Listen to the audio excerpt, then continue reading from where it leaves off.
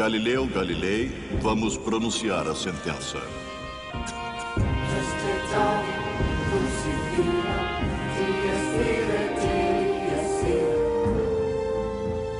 Era um período de discórdia no mundo cristão. Ameaçada pela reforma protestante, a Igreja Católica Romana exigia a adesão total a seu dogma e tinha o reforço da violenta ameaça da Inquisição. O medo da heresia estava no ar.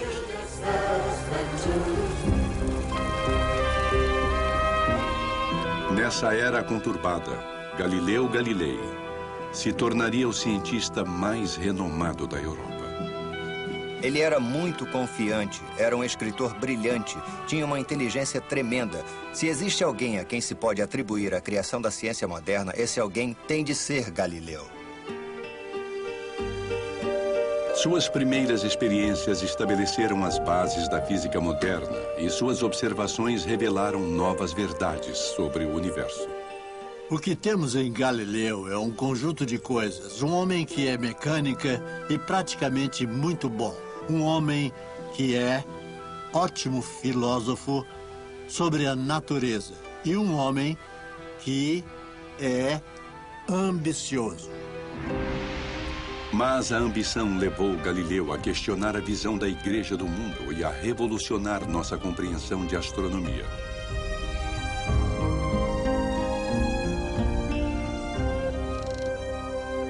Ironicamente, o próprio Galileu era um católico fiel e deu sua filha Virgínia para a Igreja. Ela entrou no convento de Santa Clara. Escreveu cartas para ele, muitas das quais sobrevivem até hoje. Elas revelam a preocupação de uma filha com a angústia do seu pai, a quem a Igreja havia silenciado como herege e o havia prendido na própria casa. Mas Galileu jamais perderia sua paixão por explicar o mundo natural. Eu queria que as pessoas compreendessem que a natureza lhes deu olhos para verem suas obras, mas também cérebros para torná-los capazes de entendê-las. Quem era esse homem que via muito além dos outros nos confins do universo? O que o sofrimento dele nos diz do conflito recorrente entre religião e ciência? Galileu foi sincero quando disse que a Bíblia era a verdadeira palavra de Deus. Ele só não achava que era um bom livro de astronomia. Os trabalhos de Galileu foram proibidos pela Igreja durante séculos, e só na nossa era sua divergência com a Igreja seria sanada. Galileu pagou um preço terrível, mas suas descobertas mudaram o mundo.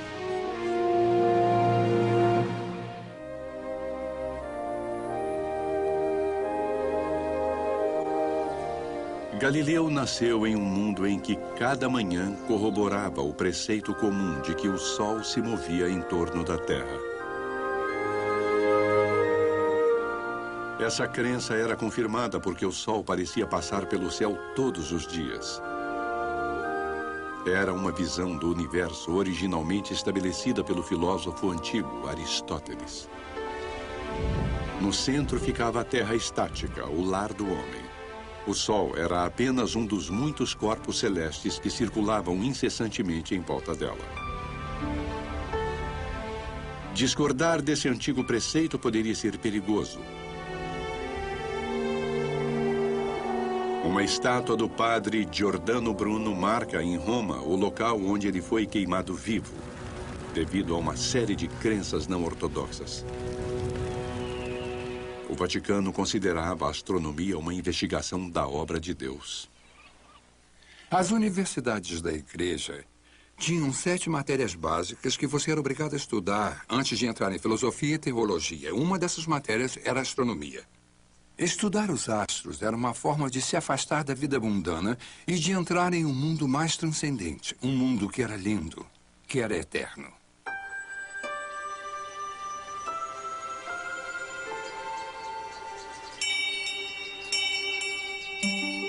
Para a igreja, também havia um motivo prático para estudar os céus. O céu era um relógio e também um calendário. Por trás das paredes dos conventos, o nascer e o pôr do sol definiam um ciclo de orações da manhã e da noite. A cada primavera, a plantação dos jardins começava com a chegada do equinócio. O solstício de inverno anunciava o Natal e as fases da lua fixavam as datas exatas da Quaresma e da Páscoa. Pai nosso que estás no céu, santificado seja o vosso nome. A igreja usava o calendário para dar significado espiritual à astronomia geocêntrica de Aristóteles. As imagens eram muito úteis para ensinar teologia. Na verdade, a Terra não está no centro do universo. Ela está em um lugar privilegiado, no fundo do universo. Somente o inferno é mais baixo e há uma cadeia de criação que leva até o céu.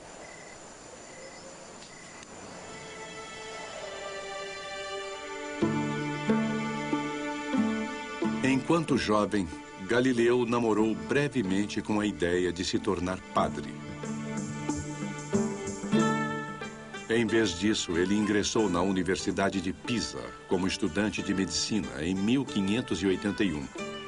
O currículo em Pisa era supervisionado pelas autoridades jesuísticas em Roma. Mesmo os diagramas de anatomia dos livros de Galileu tinham de ser aprovados pelos jesuítas. Galileu abandonou a medicina depois de apenas alguns meses e, em vez dela, começou a estudar matemática. Entre os muitos manuscritos que ele deixou está um eloquente tributo ao poder da matemática para iluminar o mundo. Este grande livro, o Universo, só seria compreendido se fosse possível entender a linguagem e o alfabeto no qual ele é composto. Quer dizer, a linguagem da matemática, triângulos, círculos e figuras geométricas, sem a qual seria impossível, humanamente impossível compreender uma palavra. Sem ela, ficar-se-ia vagando em um labirinto escuro.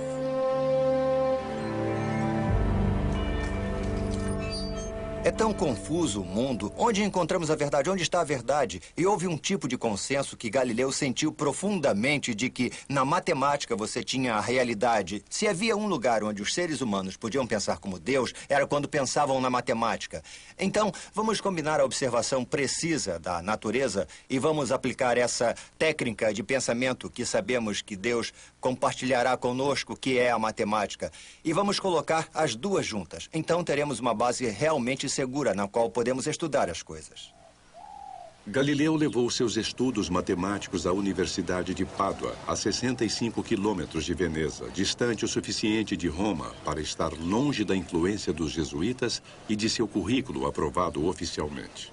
Em Pádua mesmo havia uma universidade. Foi fundada em 1222 por alunos dissidentes. Não era regulada por um rei nem um papa, era absolutamente livre e tinha a República Livre de Veneza como sua supervisora. Então, conseguir um emprego em Pádua era quase como obter a liberdade acadêmica que se poderia querer na Itália e provavelmente, bem exclusivamente, na Europa. A cidade de Veneza ficava só a um passeio de balsa de Pádua. E era aqui que o jovem professor passava muitos feriados. Galileu iniciou um relacionamento com uma mulher de Veneza chamada Marina Gamba. Pouco se sabe dela, mas era de classe social bem diferente da de Galileu. O caso complicou sua vida. Mas isso não era incomum, mesmo entre católicos praticantes. Sim, ele adorava se divertir. Apreciava o seu vinho. Apreciava muitas formas de prazer. Mas isso não o tornava mau católico. Muito principalmente numa época em que até os papas tinham filhos ilegítimos. O próprio Galileu teve 3 filhos ilegítimos. A mais velha, Virgínia, nasceu em 1600. Os registros de nascimento em Pádua dizem que ela foi nascida de fornicação, porque Galileu não era casado com a sua mãe. Eles não viveram juntos. Imagino que ele poderia ter vivido com ela se quisesse, mas sua casa era cheia de alunos e ele trabalhava em horas estranhas. Então, ele realmente não mantinha suas amantes nem seus filhos na casa onde ele morava. Apesar dessas complicações, Galileu prosperava no ar livre de Pádua e se tornou um estudioso ambicioso. Sempre fascinado por novos aparelhos, Galileu ouviu falar que um artesão dos Países Baixos tinha descoberto um novo uso para lentes de óculos comuns. O primeiro telescópio a chegar a Veneza era um brinquedo, uma novidade construída para divertir frequentadores de festas. Os óculos, comparados aos telescópios, têm quase nenhuma tecnologia. Mas eles existiam há várias centenas de anos. Só quando as lentes ficaram disponíveis em certos graus é que se pôde pegar as lentes convexas mais fracas e combiná-las com as lentes convexas mais fortes e obter um efeito de ampliação apreciável. Galileu tratou de transformar o brinquedo do holandês em um aparelho útil. Ao saber dos relatos da nova invenção de um fabricante de lentes da Holanda, eu me determinei a fazer um novo aparelho para mim e consegui fazer nele aperfeiçoamentos consideráveis. Galileu percebeu que os fabricantes de espelhos não podiam lhe dar as lentes de que ele precisava para tornar seu aparelho mais potente. Elas não eram boas o bastante e não tinham o grau certo. E então, para aperfeiçoar o instrumento, ele teve de aprender a fazer lentes, o que é extremamente difícil e certamente o era em 1610. De início, Galileu só estava interessado na ótica do telescópio. Com suas lentes aperfeiçoadas, ele aumentou sua potência em 10 vezes, mas suas lentes faziam mais do que ampliar. Ao remodelar esses pedaços de vidro, Galileu acabaria remodelando nossa visão do mundo.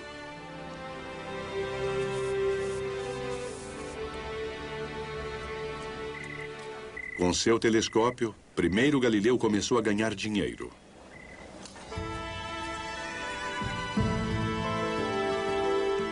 O arsenal naval de Veneza era o maior de toda a Europa. E se o arsenal tivesse um meio de localizar navios inimigos antes que aparecessem no porto? Não daria grande vantagem à marinha? Ao instalar seu novo aparelho no alto da Torre de São Marcos, Galileu organizou demonstrações persuasivas e ao vivo. Vários cavalheiros e senadores, mais de uma vez, subiram as escadas das torres de sinos mais altas de Veneza. De lá observaram embarcações tão distantes no mar que não poderiam ser vistas a olho nu, a não ser usando meu pequeno telescópio. Dentro do Senado de Veneza partiu um elegante pedido para Galileu fornecer pequenos telescópios para o arsenal. Galileu recebeu um generoso salário vitalício por seu serviço à República. Era cientista e também se autopromovia. Até aquele momento, seu futuro parecia brilhante. Mas logo seu telescópio daria início a uma controvérsia que ameaçaria destruir seu criador.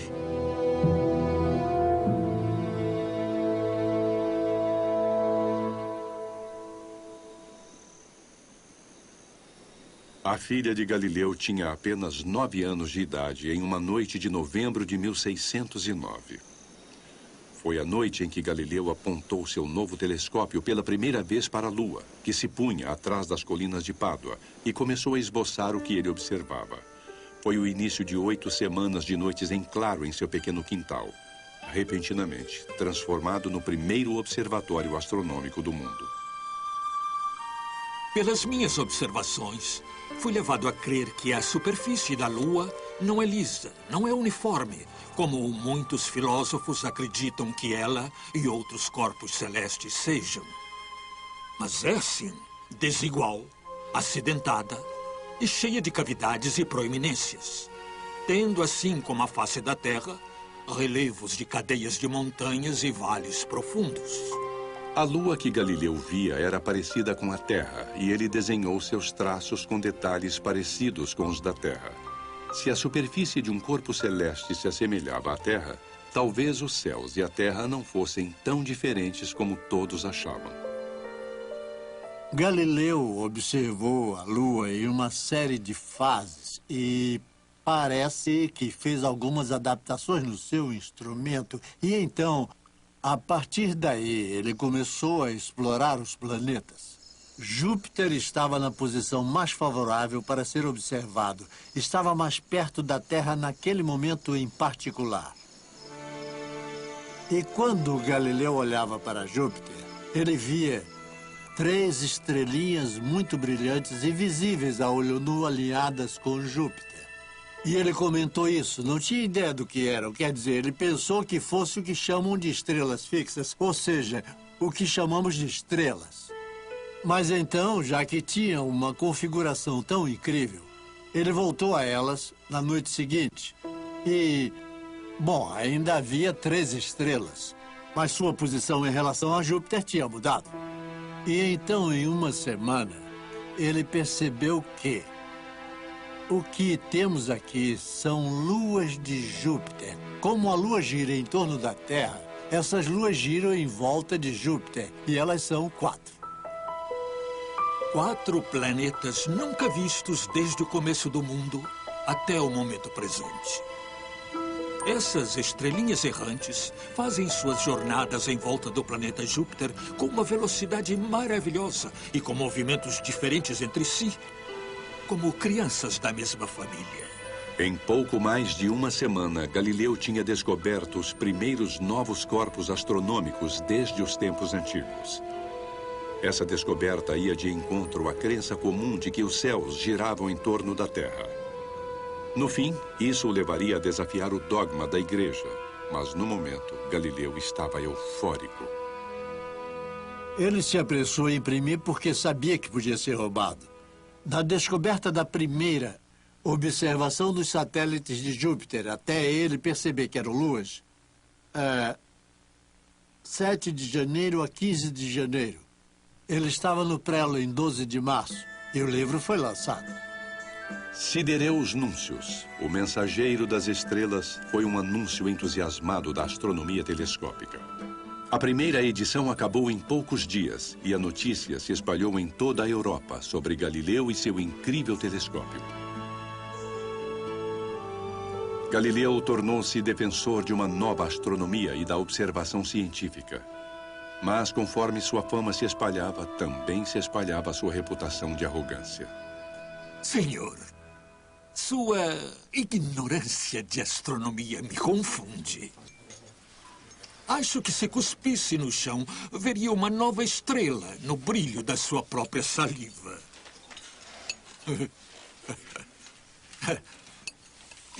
E quanto ao senhor, my lord, fico espantado que persista em tentar me provar com o testemunho de especialistas uma coisa que eu posso perfeitamente descobrir sozinho com uma simples experiência.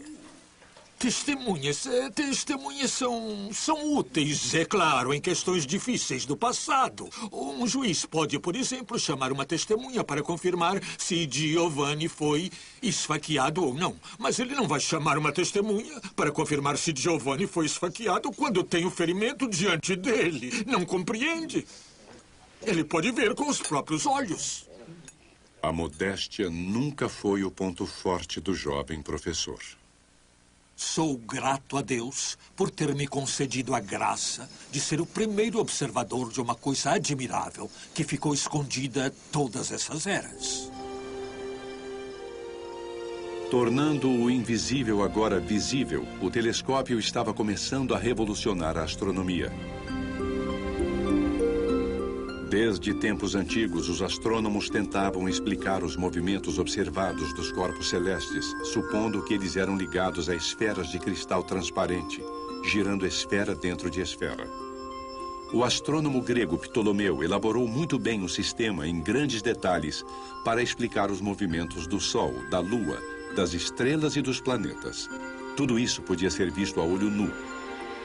No centro do intrincado sistema de Ptolomeu estava a Terra, sólida e estática. O sistema de Ptolomeu era repleto de aparelhos geométricos engenhosos. Ele tornava possível que as pessoas verificassem onde os planetas deviam estar. E, na verdade, isso era útil, digamos, para a astrologia. Era útil se você queria saber onde as coisas estavam no céu. Mas não era perfeito. 60 anos antes do telescópio, um cônego polonês, Nicolau Copérnico, percebeu que os cálculos necessários para se prever a posição dos planetas no céu seriam simplificados se ele supusesse que o Sol e não a Terra estava no centro do universo. Copérnico descreveu o Sol como se estivesse em um trono real, governando os planetas que giravam em volta dele. Esteticamente, era um sistema maravilhoso. Por décadas, depois de seu livro, muitos astrônomos simplesmente se abstiveram de julgar. O motivo era que não havia provas observadas de que a Terra se movia. Na verdade, parecia quase bobagem dizer que a Terra se movia. No sistema de Copérnico, a Terra nunca estava parada. Tinha dois movimentos distintos. Movia-se em volta do Sol a cada ano e girava em volta do próprio eixo uma vez a cada ano. Copérnico ficou meio relutante até para publicar seu sistema, porque ele achava que haveria muitas críticas. O que Copérnico sugeriu fez dele motivo de riso em toda a Europa, porque ele dizia que aqui está a Terra. Ela está girando em uma velocidade de cerca de 1.100 a 1.200 km por hora. Ela gira em torno do próprio eixo e, além disso, gira em torno do Sol a 50 km por segundo. Então, eles estavam dizendo isso é totalmente ridículo. Olhem, o chão é tão sólido quanto podem ver. É claro que a Terra não está se movendo, é óbvio. Se estivesse, todas as coisas estariam voando para fora dela. Os campanários das igrejas cairiam, as aves não conseguiriam acompanhar, as nuvens desapareceriam ao se pôr no horizonte e coisas assim. Galileu já tinha lido Copérnico e já suspeitava que o sistema de Copérnico estava correto, mas, mesmo com seu telescópio, ele não via um meio de provar que a Terra se movia em volta do Sol. Primeiro, ele mesmo voltaria à Toscana, sua terra natal.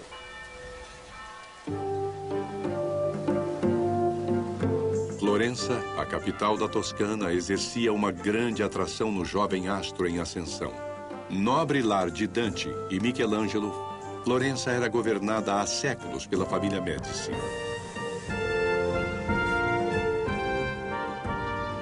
Fonte de grande riqueza e poder, a família dominava os bancos e o comércio e era influente nas questões da igreja.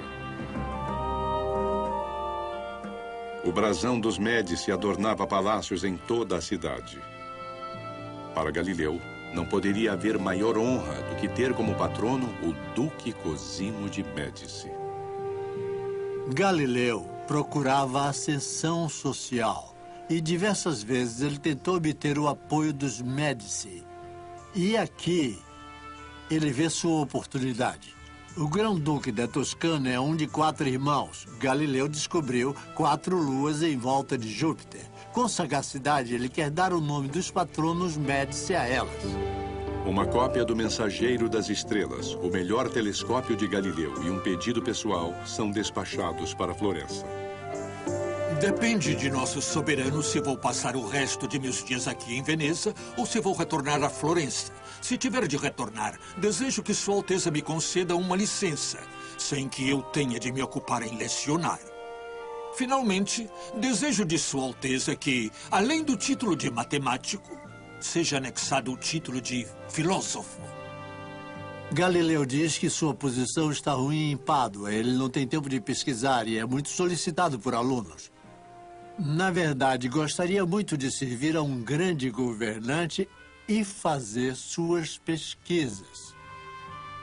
Poucas semanas depois, uma carta foi enviada pelo escritório dos Médici no Palazzo degli Uffizi, convidando Galileu para participar da corte dos Médici como matemático e filósofo. Aqui, ele estaria no centro da vida social e intelectual de Florença.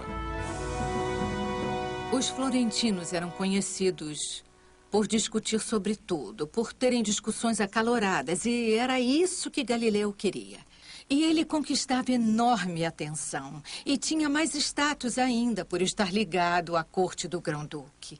E alguns amigos de Galileu alertaram que ele não estaria tão seguro com suas ideias radicais em Toscana, que Veneza tinha mais senso de independência do Papa do que a Toscana.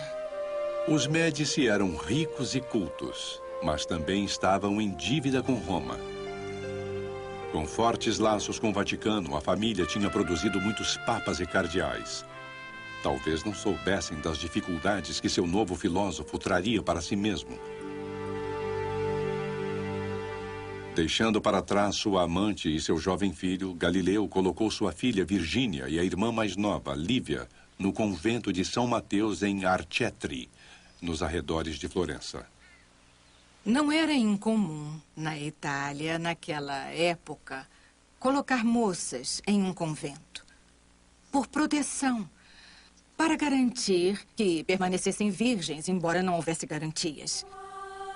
Mas, como Virgínia era ilegítima, suas chances de se casar eram mais complicadas do que poderiam ter sido.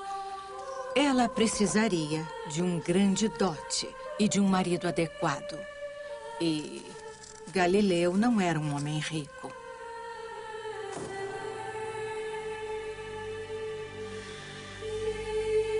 Esperava-se que jovens freiras, como Virgínia, se desligassem do mundo exterior. Mesmo suas famílias eram mantidas à distância. Ver o que aconteceu com o relacionamento de pai e filha depois que Virgínia fez seus votos nos dá uma sensação de perda terrível, quase uma morte em vida. Há uma barreira física entre eles e que, no entanto, mais uma vez pretere o tremendo orgulho da típica família italiana católica da época de ter no clero alguém da família, uma freira. Você estava colocando aquela criança a serviço de Deus. E o que poderia ser mais importante? Não vou dizer que colocar as filhas no convento tenha sido um ato de fé da parte dele. Na verdade, foi uma saída para o que fazer com elas, porque, afinal, a mãe delas tinha sido só sua amante. Elas eram ilegítimas. Portanto, era possível que nunca se casassem. Então o que fazer? Ele as sustentava, mas não com muita abundância. Ao longo de 20 anos, a filha Virgínia escreveu dezenas de cartas particulares ao pai, dentro das paredes do convento. Os servos de Galileu levavam as cartas em cestas de comida ou roupas. Muitas das cartas de Virgínia sobreviveram, embora todas as respostas de seu pai tenham se perdido. Suas cartas sugerem um elo duradouro entre os dois, apesar das duras condições da vida no convento.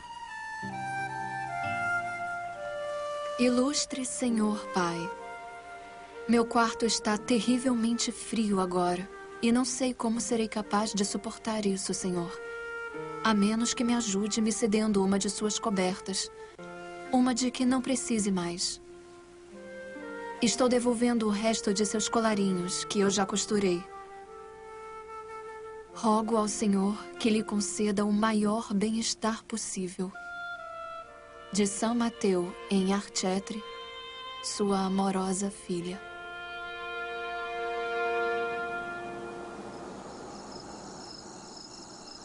Em contraste com a vida da filha, Galileu estava ficando mais à vontade e teve segurança o bastante para se arriscar, mesmo na atmosfera doutrinária de Florença. Galileu adotou a opinião de que Copérnico estava certo. O Sol, não a Terra, era o centro do nosso sistema planetário. Meses se passaram enquanto ele lutava para ter um meio de provar isso. Para ele, a comprovação era a marca da ciência. Para uma coisa contar com uma afirmação científica, tinha de ser comprovada. Tinha de provar conclusivamente que era o caso. Qualquer coisa sem comprovação era chamada de conjectura ou opinião. Enquanto ele buscava uma comprovação, chegou uma carta de um de seus seguidores, Benedetto Castelli, sugerindo que o planeta Vênus podia ter a resposta. Meu caro Galileu, se Copérnico está correto e Vênus gira em torno do Sol em vez de girar em torno da Terra, está claro que ele poderia ser visto, assim como as fases da Lua, às vezes crescente, às vezes não. Rogo que me diga se, com seus maravilhosos telescópios, percebeu tal aparência. A olho nu, Vênus era só um ponto de luz. Mas através do seu telescópio, Galileu viu o planeta como um disco. Em um período de meses, Vênus mudou de um pequeno disco para um maior, crescente.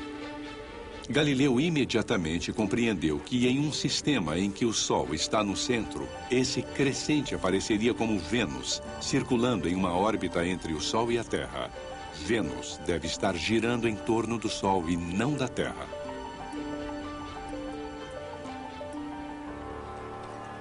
Por absoluta necessidade, aceitei a teoria de Copérnico de que Vênus gira em torno do Sol como todos os planetas, inclusive a Terra. Não temos mais de suportar qualquer argumento, embora débil, de pessoas cuja filosofia tinha sido muito abalada por essa nova disposição do universo. Mas a discussão estava apenas começando e Galileu julgou muito mal a oposição. Padres oportunistas de Florença anunciavam de seus púlpitos que Galileu estava emitindo ideias novas e perigosas. Um coro de acadêmicos invejosos, ofendidos pela arrogância de Galileu, uniu-se ao clamor. Galileu contava que seus patronos, os Médici, o defendessem. Mas essa defesa começou a falhar quando a mãe do grão-duque Cosimo começou a ter dúvidas. Um dos jovens protegidos de Galileu estava dando aulas de matemática e astronomia, Benedetto Castelli, quando foi convidado para uma das reuniões de intelectuais que a mãe de Cosimo, a grã-duquesa Cristina, costumava fazer. E então a conversa girou em torno desses satélites de Júpiter. Galileu tinha dado nomes da família Médici para as luas de Júpiter, mas a grã-duquesa questionava a sua autenticidade. São reais? Ah, sim, disse Castelli. Até os jesuítas em Roma já confirmaram isso. E então ela mudou de assunto. Ela disse, e quanto a Copérnico, e quanto a Josué e a batalha de Gibeão, quando ele ordena que o Sol e não a Terra fique parado? No livro de Josué, o Senhor para o movimento do Sol, permitindo aos israelitas um pouco mais de luz do dia para derrotar os inimigos. Isso e mais meia dúzia de outras passagens bíblicas pareciam sugerir que era o Sol que se movia e não a Terra. A grã-duquesa Cristina se preocupava que seu novo filósofo da corte estivesse contradizendo a Bíblia. Galileu respondeu a Madame Cristina com uma carta que foi bem além da astronomia. Eu concordei com Madame Cristina de que a Sagrada Escritura nunca mente. Os decretos contidos nela são absolutamente verdadeiros e invioláveis. Mas eu devia acrescentar que, embora as Escrituras nunca errem, seus intérpretes e comentaristas estão sujeitos a errar em muitas coisas quando se baseiam sempre no significado literal das palavras. Galileu foi sincero quando disse que se a Bíblia parecia dizer uma coisa diferente da ciência, então você havia interpretado mal a Bíblia. Acredito que a Sagrada Escritura exista para convencer os homens das verdades necessárias para a salvação. Mas não é necessário que o mesmo Deus que nos deu nossa fala e nossos sentidos, nossos intelectos, nos coloque de lado nessas coisas. Principalmente no caso da ciência, onde não tem a menor menção à Bíblia Sagrada. Se as Escrituras Sagradas fossem para ensinar astronomia aos homens, por que a deixaram de fora? A carta franca de Galileu para Madame Cristina, que pretendia solucionar as discrepâncias entre ciência e Bíblia, chegou a ser vista como uma agressão à própria Bíblia. E essa carta circulou. E padres locais a leram e ficaram indignados. Enviaram cópias para Roma e eles disseram para as pessoas da Inquisição: investiguem Galileu, façam alguma coisa, esse sujeito é um herege. Galileu com certeza sabia o que podia acontecer com hereges quando os cardeais da oposição se organizavam para purificar a sociedade ao combater a heresia. Muito do seu trabalho era a proibição de livros, mas a Inquisição também tinha poderes, tanto de tortura quanto de execução. Os calabouços de Roma tinham visto o fim de muitos hereges, inclusive do infame Giordano Bruno, padre caído e diletante de ciências ocultas.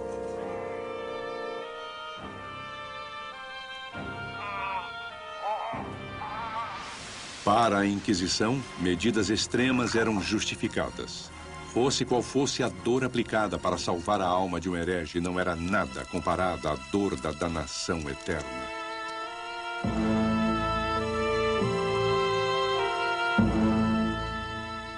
Uma das coisas que o papado quer mostrar a uma Europa unida, acima de tudo aos católicos, é que não há tolerância com os dissidentes. Os dissidentes serão expulsos e punidos. Um herege escocês é queimado na fogueira com uma veste de breu para que ele queime com mais intensidade. E Bruno foi queimado vivo, o que é bem comum. A maioria das pessoas é queimada depois de morta. É um de toda uma série de pessoas que serão condenadas à morte como um meio de mostrar que a ortodoxia será aplicada. Giordano Bruno era um padre e um charlatão da nova era que negava a divindade de Cristo. Mas, como Galileu, ele tinha descrito uma visão do universo em que a Terra girava em torno do Sol.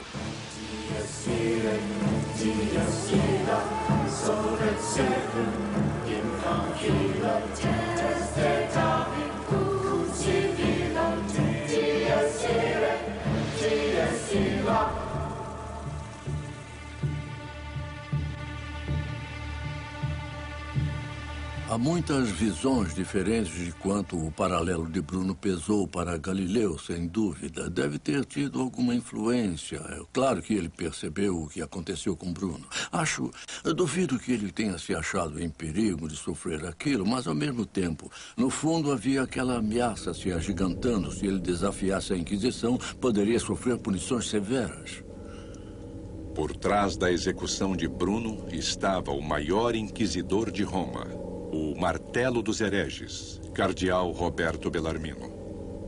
Agora, anos depois, esse mesmo cardeal Bellarmino estava recebendo informes sobre Galileu.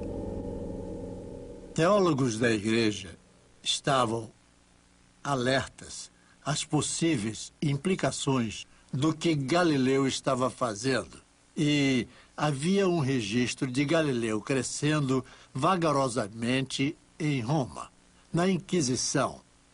E à medida que esses rumores vindos das camadas mais baixas do clero em Florença ficavam cada vez mais altos em Roma, Galileu vai para Roma tentar argumentar seu caso. Eu decidi me apresentar abertamente, sozinho, no Teatro do Mundo, para testemunhar a sóbria verdade. Acredito que bons filósofos, como águias, voam sozinhos,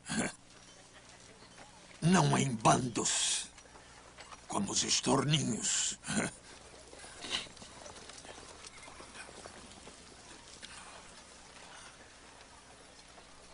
queria que as pessoas compreendessem que a natureza, além de lhes dar olhos para verem suas obras, lhes dá cérebros para que sejam capazes de compreendê-las. Galileu viajou até Roma no inverno de 1616. Como membro da corte dos Médici, ele se tornou convidado do embaixador da Toscana na palaciana Vila Médici. No alto de uma colina com vista para a cidade, de sua sacada, Galileu podia ver os domos do Vaticano enquanto aguardava ansiosamente seu encontro com o inquisidor cardeal Bellarmino. Galileu tendia a superestimar seus próprios poderes de persuasão. Ele achava, então, que, se pudesse ir a Roma e conversar com alguns da hierarquia, poderia facilmente persuadi-los de permanecerem abertos à questão: a Terra se move mesmo ou a Terra é fixa? Os teólogos ouviram Galileu apresentar com segurança o caso de Copérnico. Galileu é totalmente engajado com a teoria de Copérnico e não podemos ver a igreja lá como um monólito. E ele vai ver os bispos, os cardeais e teólogos e defende seu caso. É claro, com muita paixão. Contudo, o embaixador dos Médici no Vaticano está escrevendo para casa. Escutem. Galileu precisa se acalmar, calar-se e não argumentar tanto no seu caso. Em sua carta, o embaixador se preocupava que a família Médici pudesse ser levada a uma controvérsia feia. Galileu está envolvido com paixão nessa luta e pode muito bem se envolver em problemas sérios, juntamente com qualquer um que apoie sua opinião. Esse negócio não é brincadeira. E o homem está ficando aqui sob nossa proteção. Ele achava que podia convencer os teólogos de mente mais aberta em Roma dos méritos da doutrina de Copérnico.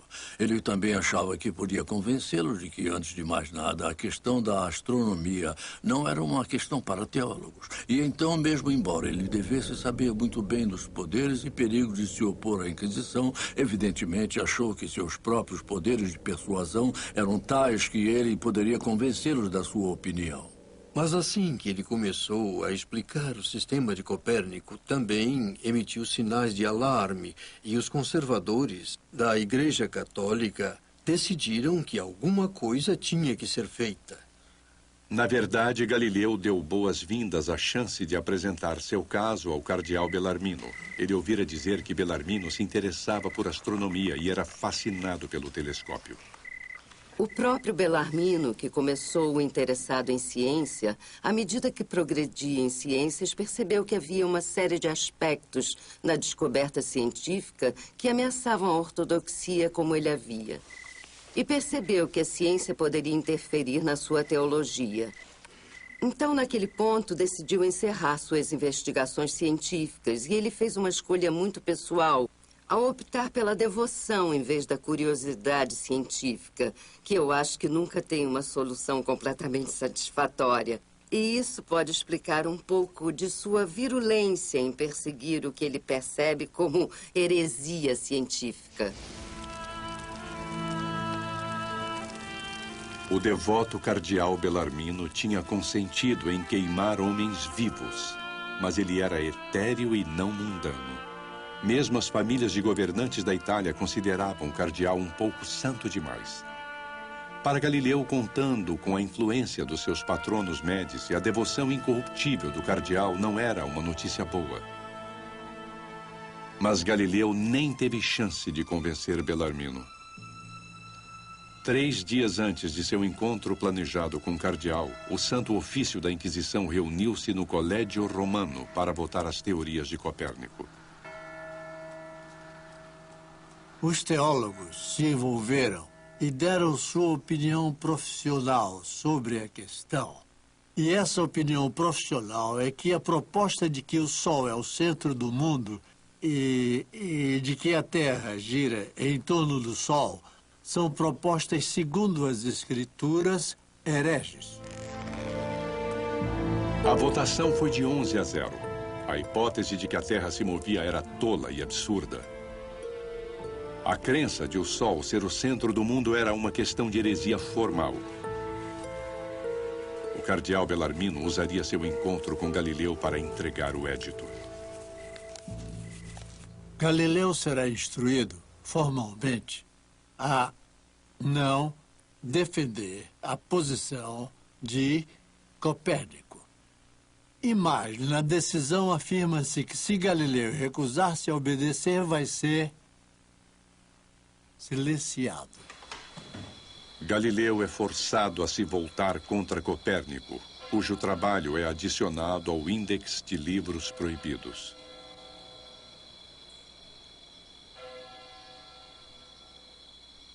Quando os teólogos simplesmente pensavam em proibir o livro de Copérnico, eu o defendi. Então, aqueles cultos cavalheiros proibiram mesmo o trabalho, declarando que suas opiniões eram falsas e contrárias à Escritura. Sabendo, como eu, que isso sempre nos obriga a aceitar as decisões das autoridades guiadas por uma compreensão mais elevada do que meu humilde cérebro jamais poderia ter. Eu declaro minha defesa anterior como um conceito meramente poético, um sonho, uma fantasia minha. É simples quimera.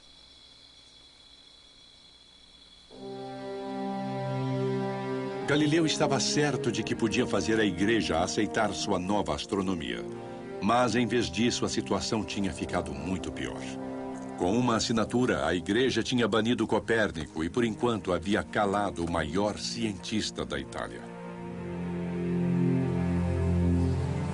Se havia uma luta entre religião e ciência, a religião vencera o primeiro round.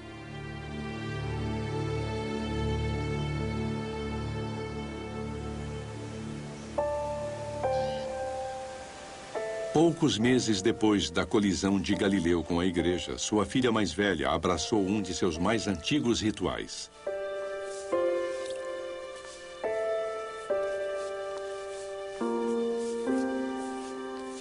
Renunciou às suas posses terrenas, entregou seu nome Virgínia e escolheu para si o nome de Maria Celeste. Por tradição, um nome sussurrado para ela por Deus. Você entrega sua vida a Nossa Senhora, Mãe de Jesus Cristo? Sim, eu entrego.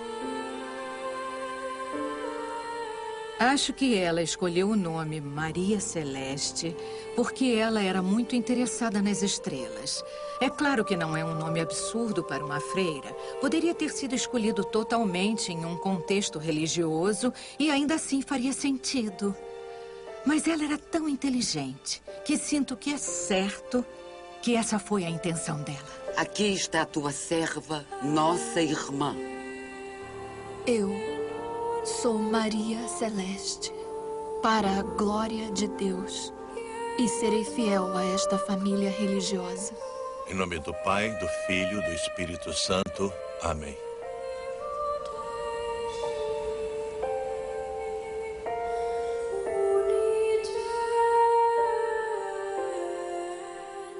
Embora suas vidas fossem difíceis, muitas das jovens, inteligentes, escolhiam mesmo o convento.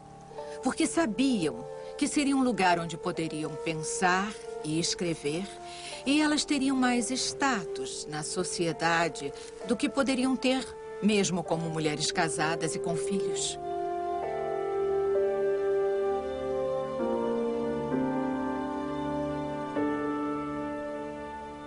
Galileu era um bom católico e não tinha interesse em combater a igreja. O que ele queria mesmo, desde o começo de seu apoio público a Copérnico, era levar a igreja a uma compreensão da teoria e da total falta de ameaça que essa teoria representava para a igreja. Se a igreja assumisse uma atitude defensiva sobre uma coisa que parecia ter uma boa chance de ser verdade, a igreja enfrentaria o constrangimento. Galileu expressou sua frustração em cartas francas para seus amigos e colaboradores.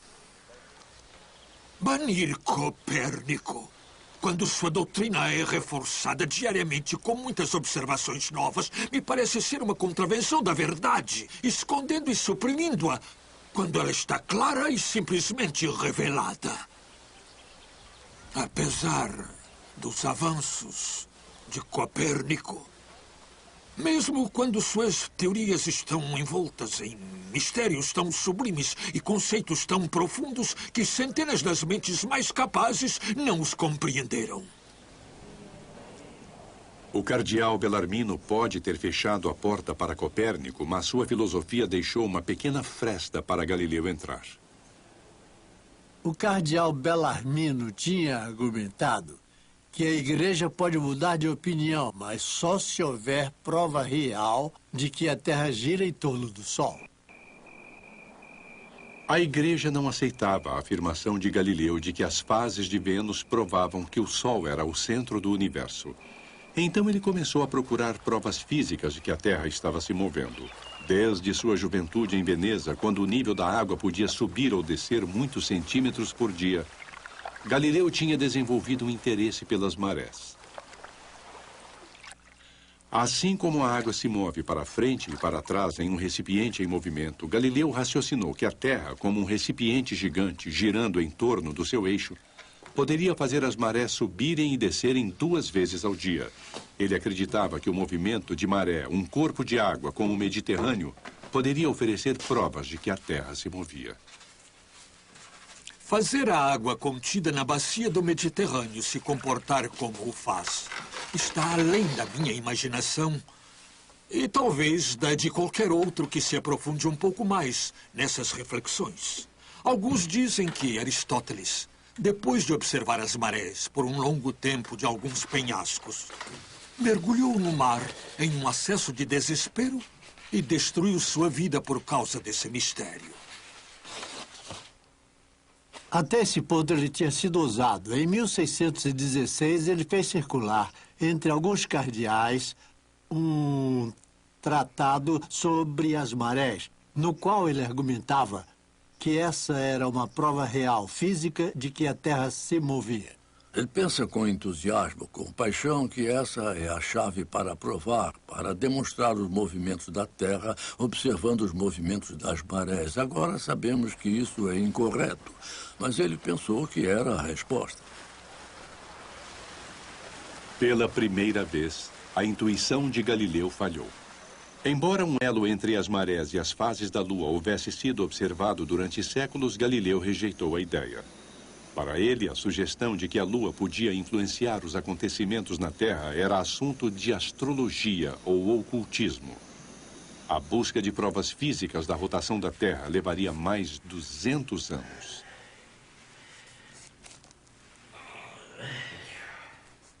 Eu não sei. Que bela expressão essa. Tão cândida em sua sinceridade. É melhor do que as explicações ocultas oferecidas por certos filósofos. As pessoas que podem raciocinar bem são em número muito menor do que as que podem raciocinar mal. Se raciocinar fosse como atirar pedras, vários pensadores poderiam ser melhores do que um, mas o raciocínio não é como atirar pedras. É como correr, onde um único corcel bárbaro galopando ultrapassa facilmente uma carroça puxada por 100 cavalos. Se, como um corcel a galope, a Terra estiver se movendo pelo espaço, por que não podemos sentir o movimento? Galileu ateve-se ao paradoxo de que a Terra poderia girar rapidamente sobre seu eixo, originando o dia e a noite sem as pessoas sentirem o movimento. O que é muito empolgante em Galileu, e a gente vê exatamente o mesmo em Einstein também, é a forma como ele descobria o que parecia ser totalmente impossível. Ele disse: nós temos a evidência incrivelmente forte de que a Terra não se move. Tudo o que nossos sentidos nos dizem é que a Terra não se move. E, no entanto, Copérnico tem argumentos muito fortes da astronomia para sugerir que a Terra se move. Então, Galileu diz: isso realmente deve nos dizer alguma coisa muito profunda sobre como a natureza funciona.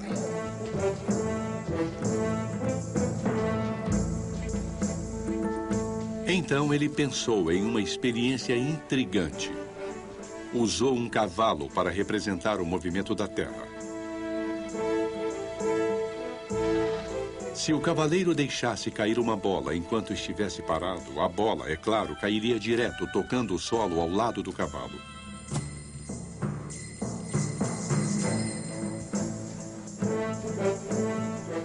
Mas o que aconteceria se o mesmo cavaleiro deixasse cair a bola com o cavalo galopando? Na experiência de Galileu, o movimento para frente do cavalo seria comunicado à bola pela mão do cavaleiro. Ao ser largada, a bola continuaria a se mover para frente e ainda assim cairia ao lado do cavalo, assim como fez quando o cavalo estava parado.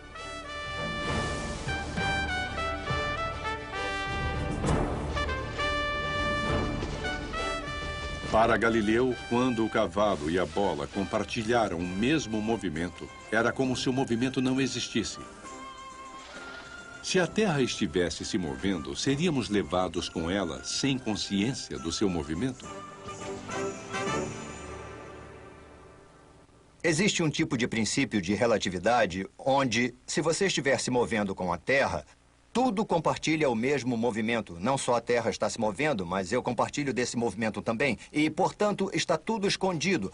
É provável que tenha sido a primeira experiência de pensamento realmente grande da física. Na verdade, ele estava tão confiante no resultado que nem se deu ao trabalho de fazer a experiência para provar que estava certo. Apesar dos problemas com a igreja, Galileu ainda tinha o apoio dos Médici. Ele se mudou para perto da filha, em uma vila na encosta da colina, nos arredores de Florença. Florença é uma cidade cercada de colinas. E Arcetri, como os outros, é um lugar onde as famílias abastadas de Florença tinham suas filas. E também havia casas de fazenda normais, havia conventos, e era relativamente difícil ir para a cidade. E quando a filha de Galileu estava em um convento bem próximo, lá embaixo, ela encontrou para o pai um local ao lado do convento, onde ele tinha campos, tinha azeite de oliva. A filha disse a ele que estava produzindo vinho, mas que ele não devia beber demais. Maria Celeste é realmente extraordinária. Ela vive em um claustro. É isolada do mundo. E, no entanto, ainda tem as mãos em tudo. O mercado imobiliário, os alimentos, os pequenos favores, a lavanderia. Ela nunca perdeu o sentido de ser uma filha italiana zelosa. O velho Galileu queixava-se constantemente de doenças terríveis. Acho que esse ar rarefeito e frio de Florença é muito cruel para a minha cabeça e para todo o resto do meu corpo. Constipação, descarga de sangue, gripes. Os últimos 3 meses eu estou em tal estado de desespero.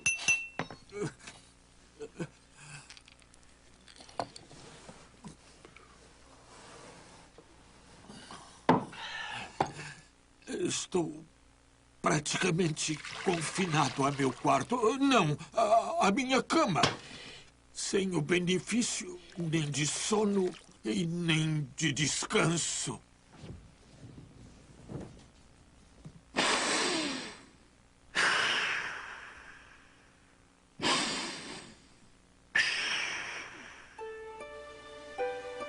De algum modo, todas as necessidades de Galileu, suas doenças, seus interesses, eram conhecidos da sua filha por trás das paredes de seu convento.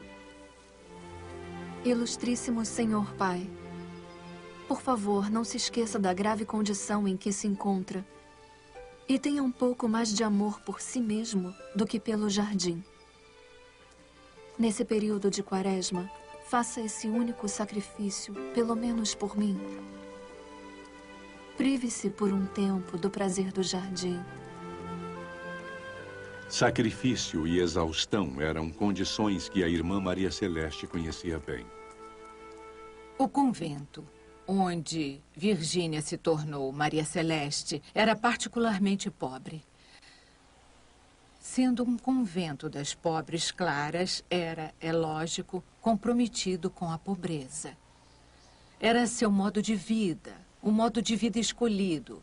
Então esperava-se que tivessem pouco o que comer, que passassem frio no inverno e experimentassem dificuldades todos os dias, em todos os momentos.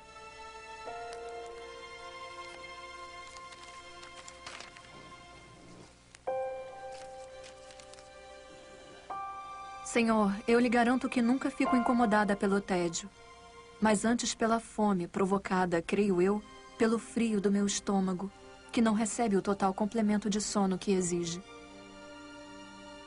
Só lhe digo isso para me desculpar pela aparência casual da minha carta, por ter sido forçada a largar e depois retomar minha caneta mais de uma vez antes de poder completá-la.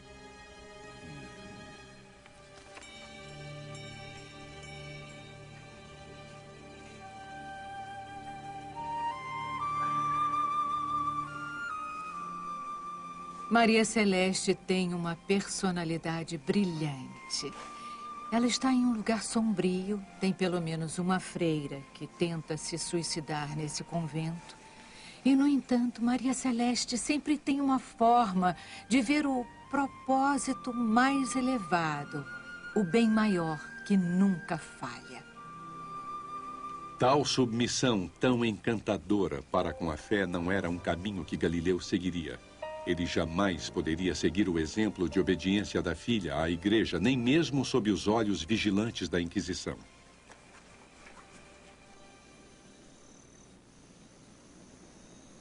A igreja ensinava que todos os corpos celestes eram imutáveis e imaculados, mas o telescópio de Galileu continuava a revelar um cosmo bem diferente da verdade aceita oficialmente.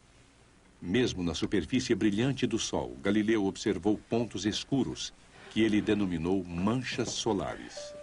Ele não poderia saber que as manchas, na verdade, eram tempestades magnéticas, mas ele as descreveu de uma forma impressionantemente precisa. As manchas solares são geradas e desaparecem em períodos maiores e menores. Algumas se condensam e outras se expandem muito de um dia para o outro. Elas mudam de forma e algumas são bem irregulares. Elas devem ser enormes em massa, estando sobre o Sol ou muito perto dele. Galileu entra em uma discussão com um jesuíta alemão matemático chamado Christoph Schneider sobre a natureza das manchas solares. O alemão defende que as manchas são, na verdade, pequenos satélites que orbitam em torno do Sol. Enquanto que Galileu argumenta que essas manchas, na verdade, ou estão na superfície do Sol, ou muito próximas a ele, e que talvez sejam um tipo de nuvem. Se o jesuíta estivesse certo e as manchas fossem satélites independentes, então a superfície do Sol permaneceria imaculada, como exigia a doutrina. As manchas solares têm uma aparência muito irregular. E se você consegue apresentar isso visualmente, então o argumento de que são satélites do Sol se torna absurdo. E então Galileu planejou com muito cuidado a publicação de suas cartas sobre as manchas solares. Todas são orientadas adequadamente, de modo que você pode vê-las de um dia para o outro nascerem no Sol e morrerem lá, de repente, no meio do Sol. Aparece um dia uma mancha pequena e no dia seguinte ela cresce, depois cresce mais ainda e depois, vagarosamente, ela vai para a beirada. Fica claro que há manchas no Sol com forma tão irregular que não podem ser satélites. Tem um ensaio visual no qual você tem visões ininterruptas de manchas solares. Galileu produziu uma série de registros das mudanças diárias dessas manchas solares. Os movimentos contínuos das manchas sugeriam que o Sol pode realmente girar em torno do seu eixo.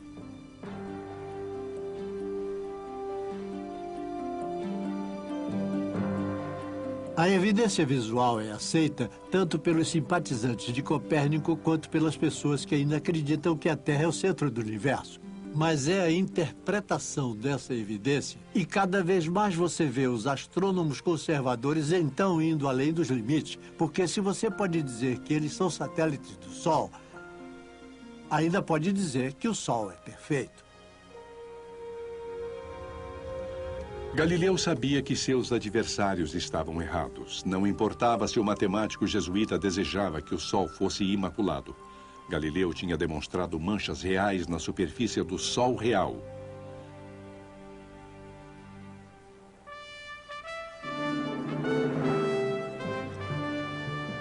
Sete anos depois de a Inquisição ter banido Copérnico, Galileu recebeu a notícia de que um novo Papa tinha subido ao trono de São Pedro. O colegiado de cardeais tinha escolhido um membro de uma família proeminente da Toscana, um homem que Galileu realmente considerava um amigo. Maffeo Barberini se tornaria o Papa Urbano VIII. Urbano VIII é uma escolha interessante para ser Papa naquele momento. Ele é membro da família Barberini. E uma piada dizia, o que os bárbaros não saquearam de Roma, os Barberini o fizeram. Seu brasão, quando ele era um jovem prelado, tinha 3 moscas. E as moscas tornaram-se cada vez mais indignas para alguém que tinha alcançado um posto tão alto na igreja. Então, a certa altura, as moscas foram mudadas para abelhas operárias. E, portanto, Maffeo Barberini torna-se a personificação do indivíduo trabalhador e produtivo.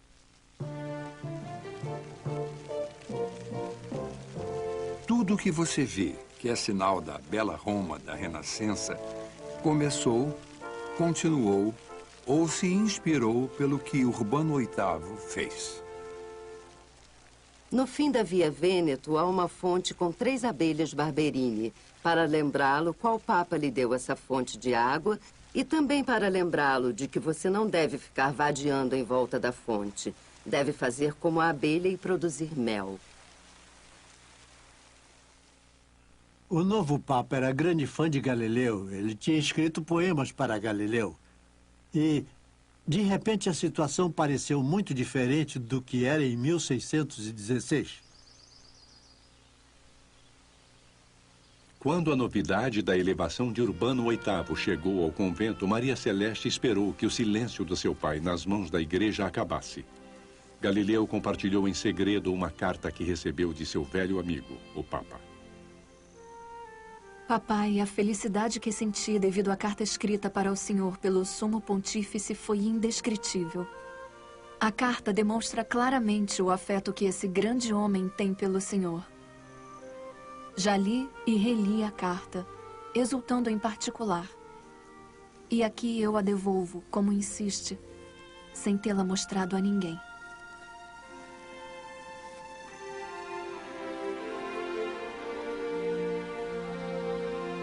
Galileu fez a difícil viagem de 2 semanas para Roma, especialmente para se encontrar com o Papa Urbano VIII.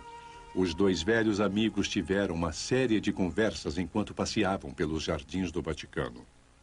O Papa e Galileu caminharam pelos jardins do Vaticano conversando sobre várias coisas. E, é claro, uma das coisas sobre a qual falaram foi se Galileu podia ou não publicar a teoria de Copérnico. E o Papa disse a ele que, desde que se limitasse a falar sobre ela, hipoteticamente, não haveria problema. Então, desde que a opinião de Copérnico de que a Terra girava em torno do Sol fosse apresentada somente como hipótese, uma teoria entre tantas, Urbano VIII permitira que fosse debatida. Galileu saiu desses encontros sentindo que era chegada a hora de escrever seu grande livro sobre cosmologia, que ele prometia desde 1610. Agora, com 60 anos, ele se dedicou a seu novo livro. O Papa tinha dado licença para Galileu embarcar no que ele esperava ser seu trabalho mais importante. Escrevendo em italiano, não em latim, exibindo sua evidência mais persuasiva em um estilo inteligente e popular, Galileu buscou entreter e conquistar todos os que o lessem para a visão do mundo de Copérnico. As cartas de Maria Celeste sugerem que seu pai permitiu que ela lesse seu manuscrito inacabado. Parece haver um interesse genuíno pelo trabalho dele por parte dela. É claro que ela se diminui. Ela sempre diz: eu adoraria ver o que está escrevendo, se acha que posso compreender. E é claro que prometo não falar sobre isso com ninguém. Então eles tinham uma intimidade em relação ao trabalho.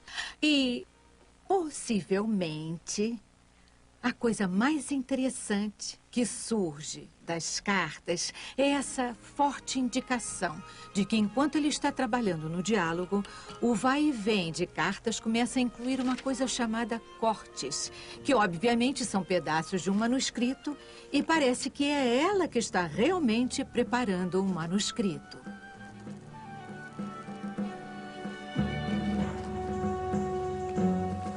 Meses escrevendo acabaram em uma doença que interrompeu seu trabalho.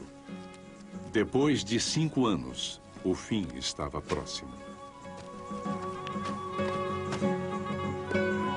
Com a graça de Deus, estou no caminho certo. O livro vai ser bem grande e cheio de novidades que, ao escrever em forma de diálogo, posso introduzir sem afetação ou esforço. Se eu conseguir sobreviver a esse inverno, vou concluí-lo e publicá-lo imediatamente. Galileu terminou seu grande livro na véspera de Natal de 1629. Ele o chamou de Diálogo sobre os dois grandes sistemas do mundo. É uma obra-prima da retórica. Galileu explica a nova visão do mundo. É um debate sobre o mundo dos sistemas. O Sol é o centro do universo ou é a Terra o centro do universo? Ele apresenta todas as suas maravilhosas descobertas com um telescópio. E você é simplesmente levado nessa narrativa. Galileu cria 3 personagens vivazes, nobres de Veneza. O primeiro personagem, o anfitrião, promove um debate entre seus 2 convidados falantes. Um dos visitantes fala claramente por Copérnico e Galileu. Mas o outro, Simplício, o simplório, é um contraste cômico que enuncia as doutrinas da Igreja sobre ciência e filosofia. Galileu obteve a permissão de um censor amigo para publicar seu livro em Florença. Ele sabia que seria muito mais difícil de persuadir os censores de Roma. Despachou um punhado de cópias para o Vaticano, mas antes que pudesse saber do resultado, Florença foi acometida por uma terrível catástrofe. Em 1630, a peste bubônica atingiu toda a Toscana. Em questão de semanas, 6.000 florentinos estavam mortos e Galileu perdeu contato com Roma. Todas as noites, enquanto a cidade se escondia atrás de portas fechadas, carroças recolhiam os corpos. Médicos vagavam pelas ruas com máscaras recheadas de palha para protegê-los do contágio. Um surto de peste bubônica atinge toda a Itália e de forma intensa na Toscana. E por causa do desenvolvimento da ciência, há alguma ideia de que o contágio seja um motivo.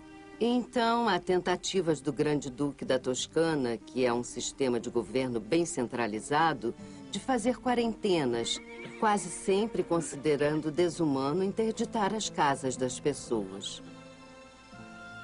Vamos fechar essa casa. Os governantes da Toscana não conseguiam se decidir se confiavam na quarentena ou no poder da oração. Só para garantir, tentavam os dois.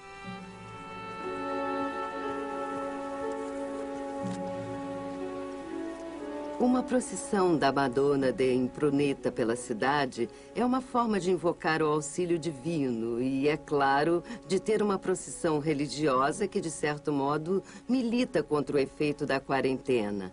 Espera-se que a fé supere o que parece uma lei da natureza. O magistrado da saúde pública pediu o auxílio do convento de Maria Celeste. Rezar para o resto do mundo realmente tinha importância. E as freiras sabiam disso. E, na verdade, durante a peste, elas tinham a função específica de orar 2 de cada vez, durante 40 dias ininterruptos. E essa era considerada uma das intervenções mais ativas que podiam ser feitas contra a peste. Maria Celeste se preocupava com seu pai ancião. Como boticária do convento, ela preparou uma medicação para ele, esperando defendê-lo da infecção. Tenha fé nesse remédio, Senhor. Ele é feito com mel. Tome uma vez de manhã uma dose do tamanho aproximado de uma noz, seguida de um gole de vinho grego. O magistrado da saúde alega que ele dá uma defesa maravilhosa.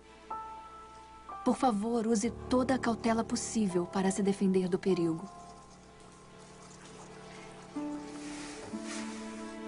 Lavar os lençóis em vinagre fervente era visto como uma medida de defesa, embora ninguém soubesse o motivo. O isolamento das freiras no claustro tornou-se um benefício e a infecção não as atingiu. Na primavera seguinte, a epidemia tinha subsistido o suficiente para limitar a comunicação com o resto da Itália. Durante meses, Galileu não soube nada dos censores romanos. Será que seu manuscrito havia se perdido na quarentena? Seu trabalho teria sido roubado?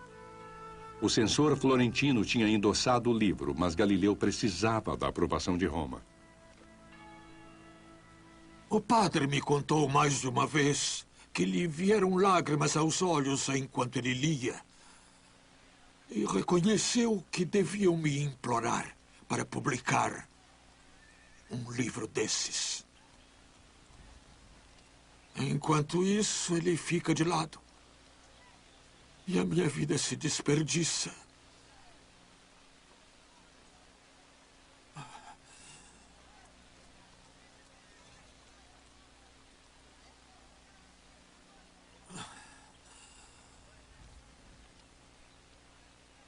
Só quero saber, enquanto tiver vida, qual é o resultado de todo o meu árduo trabalho?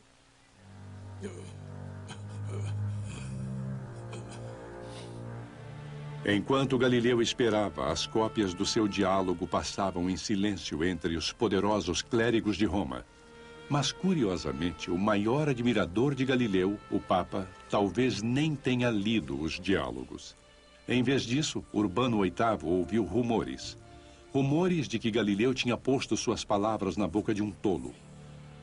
Rumores de que Galileu não tinha escrito um discurso científico, mas uma sátira literária. O que Galileu fez foi escrever um grande trabalho de literatura. Ele o escreveu como um diálogo para ser um trabalho científico, mas também literário. E esperava que o mais culto, cosmopolita e progressista dos papas apreciasse, talvez esquecendo temporariamente que no fim dessa linda produção retórica havia uma ofensa, digamos, um tanto grave. No final, ele coloca palavras do Papa na boca de um simplório, que se Deus quisesse fazer o universo de alguma outra forma, de qualquer outra forma, além de fazê-lo parecer como é agora, ele teria feito. E, portanto, nenhum desses argumentos de que o Sol é o centro do universo ou a Terra pode ser definitivo. Anos antes, quando ele passeou pelos jardins do Vaticano com Galileu, o Papa teceu o mesmo argumento, dizendo que a obra de Deus pode estar além da compreensão humana.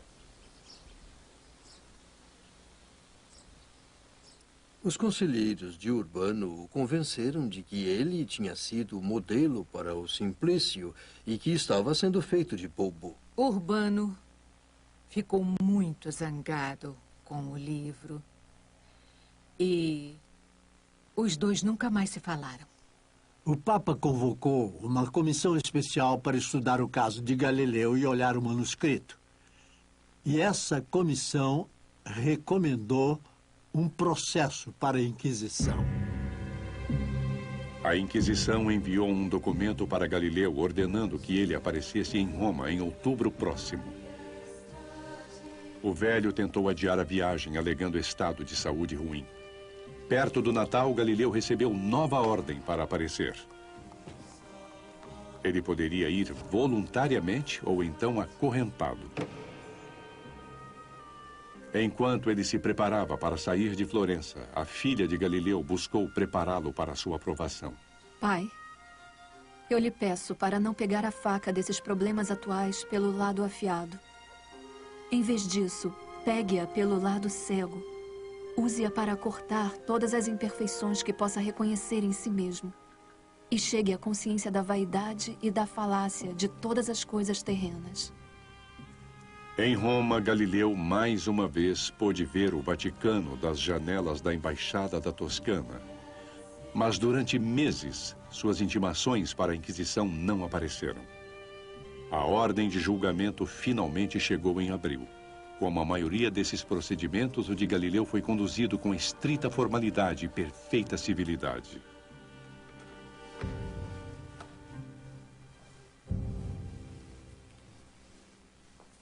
Galileu, filho do falecido Vicentio Galilei Florentino, 70 anos de idade. Jura testemunhar a verdade. Galileu Galilei, por que meios e há quanto tempo veio a Roma? O quê? Eu vim a Roma no primeiro domingo da quaresma, em uma maca. Afirme se sabe ou pode adivinhar o motivo de ter sido ordenado a vir aqui. Imagino que ordenaram a minha presença diante do Sagrado Ofício para dar conta do meu livro recentemente impresso. Se esse livro lhe fosse mostrado, poderia reconhecê-lo como o seu? Eu espero que sim. Sim, se me mostrarem, devo reconhecê-lo.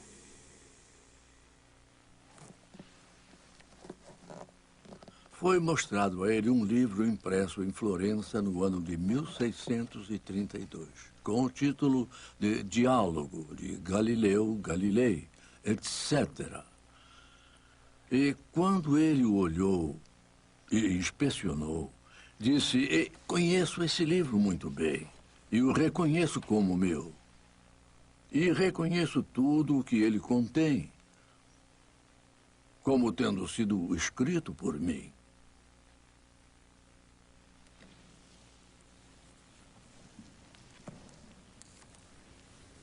A Inquisição limitou o julgamento a duas simples questões. O falecido cardeal Bellarmino proibiu Galileu de defender Copérnico quando os dois se encontraram 16 anos antes? E Galileu violou o mandado do cardeal escrevendo esse diálogo?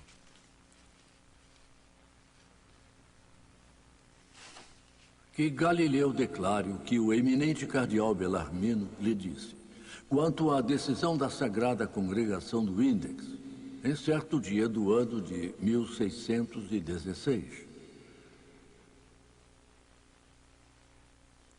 O senhor cardeal Bellarmino me informou que a opinião da estabilidade do Sol e do movimento da Terra foi considerada repugnante para a Sagrada Escritura. Eu acredito que o cardeal me notificou que era possível ter a opinião, hipoteticamente, como Copérnico fez. Pode explicar o que tem em seu livro, que se imagina que tenha sido o motivo para a ordem de ele aparecer diante de nós? Bem, quando eu estava escrevendo o diálogo, não o fiz porque defendia que a doutrina de Copérnico fosse verdadeira. Em vez disso, apresentei os motivos astronômicos que poderiam ser adiantados em cada lado do debate. E tentei mostrar que nenhum lado do argumento tem força conclusiva que favoreça uma opinião à outra. Eu não defendo, e desde a determinação do cardeal Bellarmino, não tenho defendido a opinião condenada. Todos os que leem o diálogo podem ver que a defesa de Copérnico foi, de longe, o argumento mais forte do livro. O personagem Simplício, ao dizer as palavras de Urbano VIII, era realmente mais satírico do que a ciência.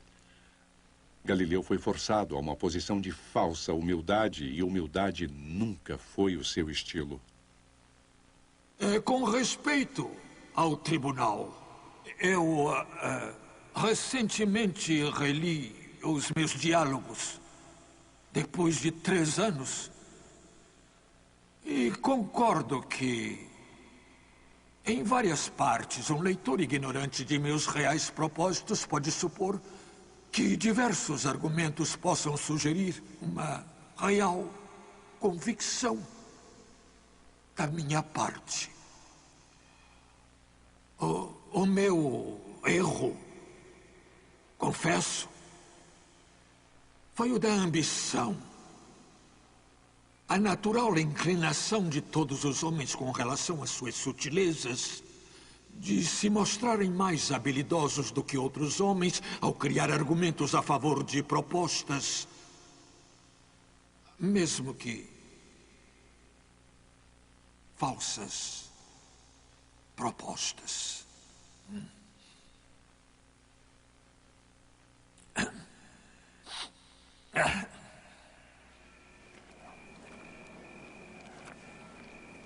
Galileu foi encarcerado em uma pequena sala no Palácio da Inquisição. Parecia certo que seu diálogo seria proibido. A questão agora era: que punição Galileu receberia? Rapidamente, tudo se reduziu a questões técnicas. Em 1616, Galileu havia concordado em não ensinar nem defender a teoria de Copérnico. A acusação era que ele havia violado esse acordo. E Galileu disse: não, eu não violei o acordo. Se o observarem quando lerem o final do livro, vão ver que concluo a favor da igreja. E só apresento esses outros argumentos como uma ferramenta de argumentação. Quem ler o livro não vai concordar. A notícia do confinamento de Galileu chegou a Maria Celeste. E ela, nervosamente, enviou uma carta aconselhando cautela, sem saber se ela chegaria a seu pai. Ele estava detido nas salas do Santo Ofício. Não dê indícios dessas dificuldades a ninguém, querendo manter a notícia desagradável só para mim. Pai, agora é hora de se servir daquela prudência que o Senhor Deus lhe concedeu. O caminho que Galileu seguiu até a sala onde ouviu sua sentença passava pela clausura de Santa Maria sopra Minerva. As paredes e teto alertavam os hereges do destino que os aguardava.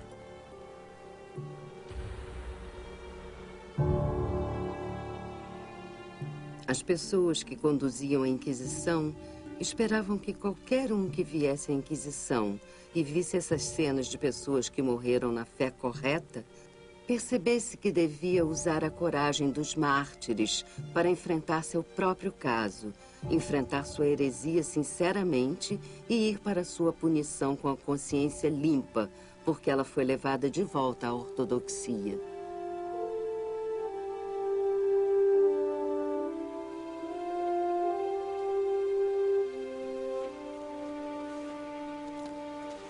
Na manhã de sua sentença, Galileu foi levado mais uma vez diante da Inquisição, dessa vez usando as vestes brancas de um penitente.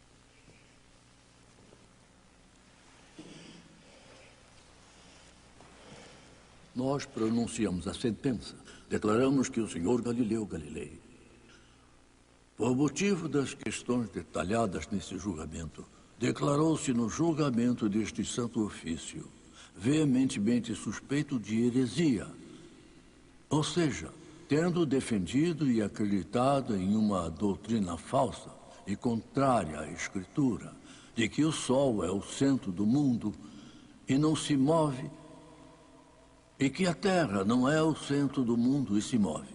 Nós o condenamos ao aprisionamento nesse santo ofício à nossa disposição.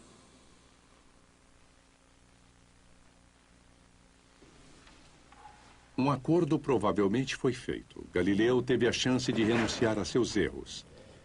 Em vez de passar o resto da vida em um calabouço, o velho ajoelhou-se como ordenado.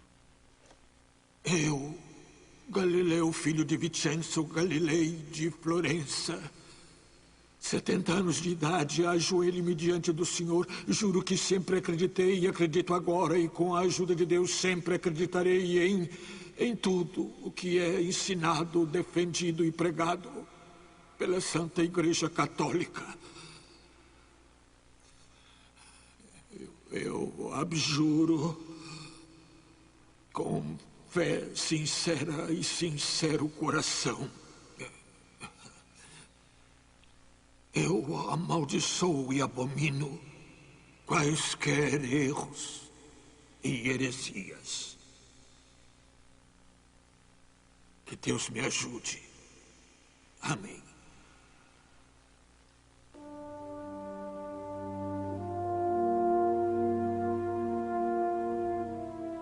O julgamento de Galileu terminara.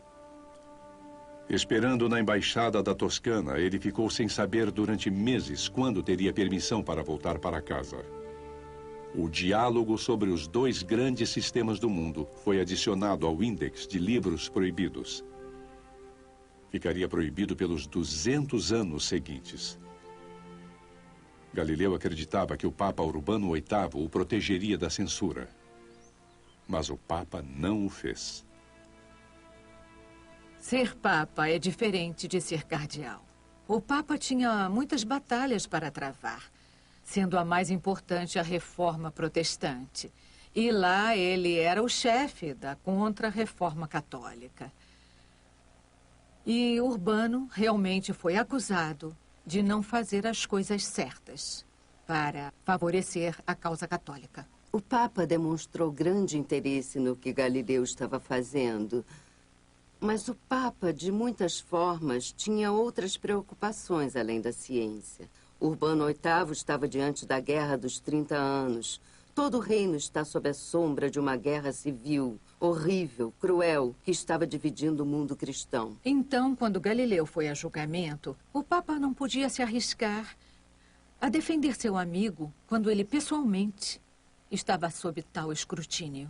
E Galileu se tornou supérfluo. Ele sente que pode se dar ao luxo de dar as costas a Galileu. E acho que Galileu não sabia o que estava por vir. Naquele ponto, a Toscana não tinha nada além da cultura. Galileu era a vanguarda do pensamento científico. Galileu é silenciado pelo Papa. Então é um toscano dando as costas e castigando seu amigo toscano que ele achou que zombou dele no final do seu diálogo. Então é uma maravilhosa vendetta. 6 meses depois de seu julgamento, chegou a notícia em Florença de que Galileu finalmente teria permissão para voltar para casa. Foram necessários os apelos do embaixador da Toscana, a intervenção da família dos Médici e a silenciosa influência de sua própria filha. Estamos esperando sua chegada com grande ansiedade. E nos alegramos de ver como o tempo melhorou para a sua viagem. Senhor, minha súbita alegria é muito grande e também inesperada.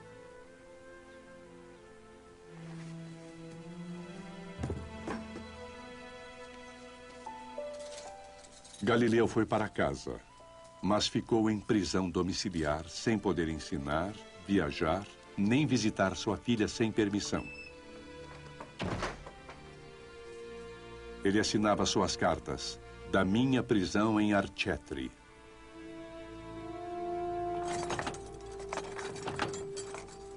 Ele ficou em prisão domiciliar. Não podia fazer qualquer movimento sem autorização. E também tudo que ele podia ou não podia fazer era ditado pela igreja, apenas por ela. Há poucos anos, eu quase sempre era recebido por cardeais e príncipes da cidade que queriam ver, só por um momento, algumas das coisas que eu tinha observado. Ocasionalmente, discursos em latim eram recitados em minha honra. O matemático do Duque, o descobridor de novos planetas. Eu testemunhei maravilhas desconhecidas pelos antigos filósofos. Mas agora...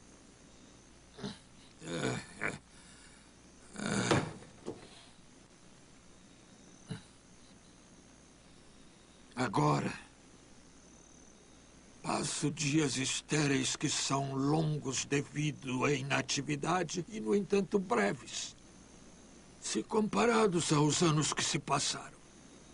Meu único consolo é a memória de antigas amizades, das quais tão poucas restam. Pai nosso que estás no céu, santificado. Galileu recebeu ordens de recitar orações de penitência toda semana. Embora doente, Maria Celeste responsabilizou-se por aliviá-lo deste fardo. Eu obtive permissão de aliviar sua sentença, Senhor, assumindo para mim a obrigação que o Senhor tem de recitar todas as semanas os 7 salmos. Eu já comecei a cumprir essa exigência.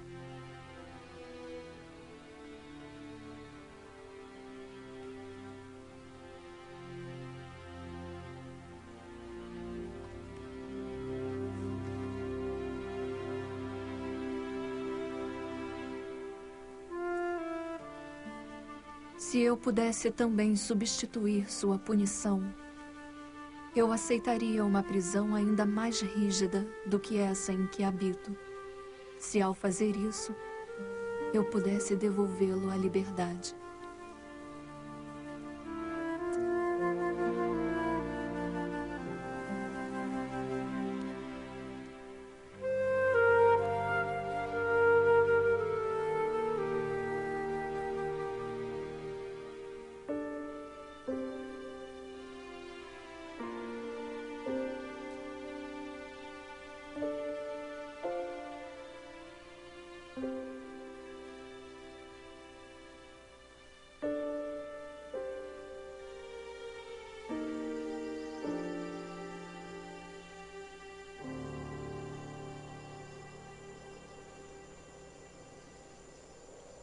Embora suas cartas não insistissem nisso, a condição física de Maria Celeste tinha se debilitado na longa ausência de seu pai.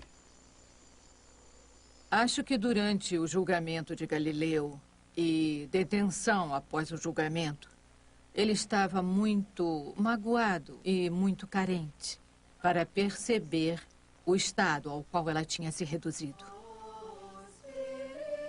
Não estou muito bem. Mas agora já estou tão acostumada à pouca saúde que quase nem penso nisso, já que agrada ao Senhor ficar me testando com uma dorzinha ou outra. Eu agradeço e oro para que Ele lhe conceda, Senhor, o maior bem-estar possível.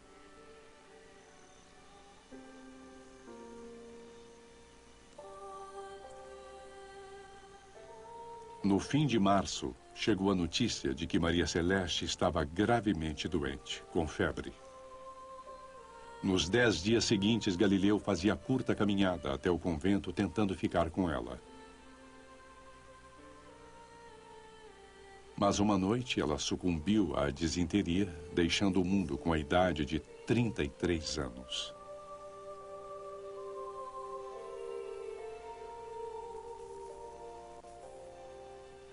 Quando Maria Celeste morreu, foi como se uma luz tivesse saído da vida de Galileu.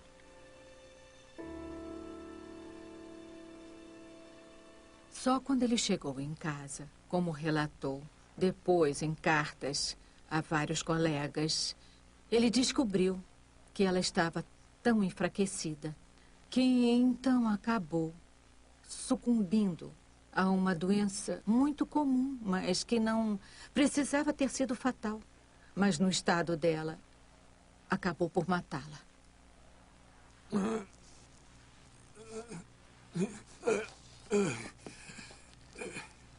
Eu estou cheio de melancolia e tristeza.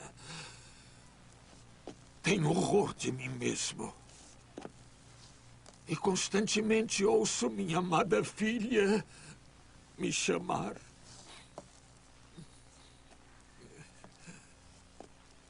Maria Celeste ficou mal de saúde na minha ausência.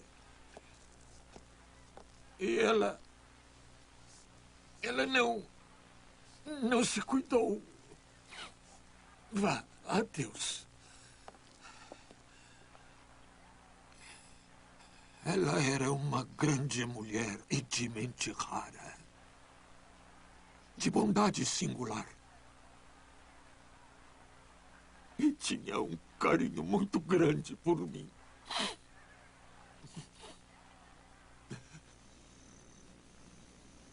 Dúzias de cartas pessoais de Galileu sobreviveram, mas nenhuma das que ele escreveu para a filha foi encontrada. Hoje, temos apenas o lado dela de sua comunicação. É uma pena, realmente uma pena não termos as cartas dele para ela. Fica claro que ela ama esse homem, que se preocupa com ele e que sabe o que é amar outra pessoa. E só podemos esperar que esse amor tenha sido inspirado por afeição igual por parte dele. Jamais saberemos.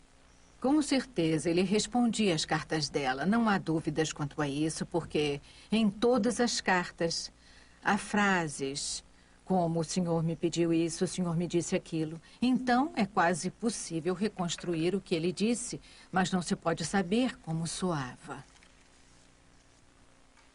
O que é um suplício é que também é óbvio que ela guardava todas as cartas.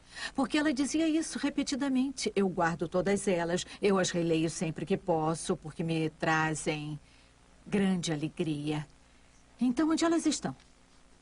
A explicação mais lógica é que quando ela morreu, a abadesa as queimou, enterrou, fez alguma coisa, porque o julgamento de Galileu era ainda muito recente.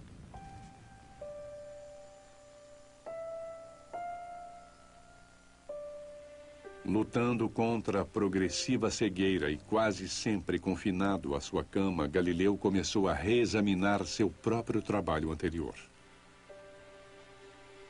Vejo que quanto mais a idade reduz a vivacidade e velocidade do pensamento, mais eu preciso lutar para compreender coisas que, quando eu era jovem, descobri e provei. Forçado a evitar a astronomia, Galileu olhava para o passado, para um tempo antes do seu telescópio, para sua pesquisa brilhante, mas nunca publicada, sobre a física do movimento. Há essa situação extraordinária em que ele fez descobertas realmente grandes no estudo do movimento em cerca de 1604 ou algo assim, e na época ele escreveu o texto em latim, mas tem muitas outras coisas empolgantes que aconteceram com Galileu que ele nunca tinha chegado a publicar. Então, de certo modo, foi uma bênção ele ter ficado em prisão domiciliar. Isso fez com que ele escrevesse os resultados. Galileu passou metade da vida tentando provar que a Terra se move. Agora, ele chegaria a termos com uma coisa muito mais básica, a matemática do próprio movimento. Mas o movimento é difícil de medir. tudo ocorre rápido demais para você perceber o que está acontecendo. Galileu teve a brilhante ideia de retardar o movimento, então, em vez de tentar observar uma coisa cair, ele fazia bolas rolarem em inclinações suaves para que a velocidade aumentasse muito, muito devagar.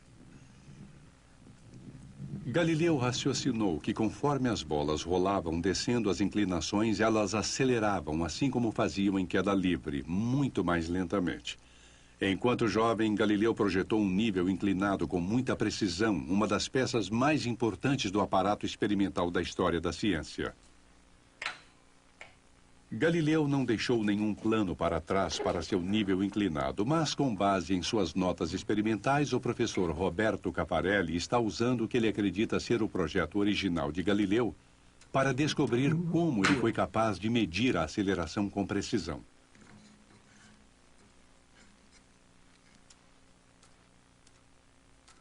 Galileu estudou o nível inclinado, reduzindo o movimento de corpos em queda até ser capaz de observar o fenômeno.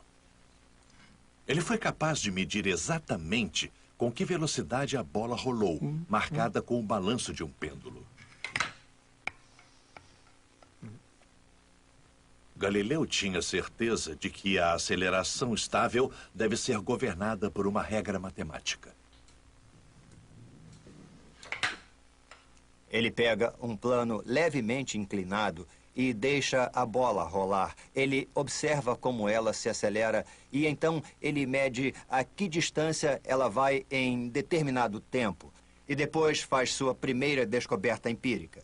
Que se na primeira unidade de tempo ela vai a uma unidade de distância, na próxima unidade de tempo ela vai a 3 unidades de distância, e na próxima 5, e na outra 7. Então ele tem uma linda progressão numérica, 1, 3, 5, 7. E ele chama isso de regra dos números ímpares. E ele realmente se extasia com isso, sabe que fez uma grande descoberta. Galileu descobriu uma regra matemática para prever com precisão o movimento dos objetos do mundo real. Uma lei universal que se aplicava a qualquer corpo caindo.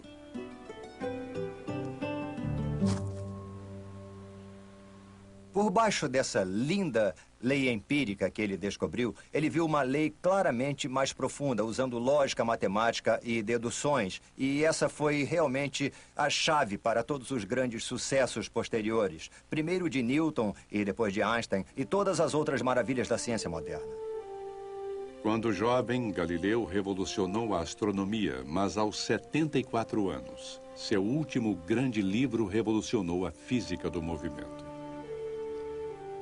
Do ponto de vista da física, sua contribuição mais importante é seu discurso sobre as duas grandes ciências.